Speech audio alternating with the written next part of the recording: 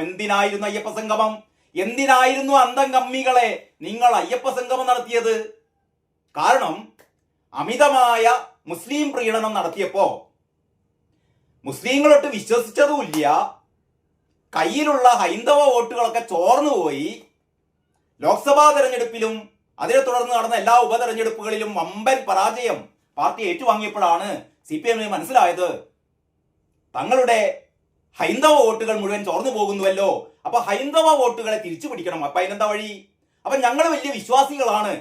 പണ്ട് വിശ്വാസികളുടെ മുഖത്ത് കരിവാരി തേച്ചവർ, അല്ലെ? വിശ്വാസികളെ അടിച്ചോടിച്ചവർ, വിശ്വാസികൾക്കെതിരെ കള്ളക്കേസ് എടുത്തവർ, നൈഷ്ഠിക ബ്രഹ്മചാരിയായ അയ്യപ്പനെ കുറിച്ച് തോന്നിവാസങ്ങൾ പറഞ്ഞവർ, അയ്യപ്പനും മാളികപ്പുറത്തമ്മയും കല്യാണം കഴിച്ചു എന്ന് പറഞ്ഞ പൂമരന്മാരെ വാഴ്ത്തിയവർ, ശബരിമല സന്നിധാനത്തേക്ക് ചില ഫെമിനിസ്റ്റുകളെ, തീവ്ര ഫെമിനിസ്റ്റുകളെ പോലീസിന്റെ അകമ്പടിയോടെ കയറ്റിക്കൊണ്ട് ശബരിമലയുടെ പവിത്രത നശിപ്പിച്ചവർ, അത്തരം തെമ്മാടിക്കൂട്ടങ്ങൾ, അല്ലെ? തെമ്മാടി ഭരണം.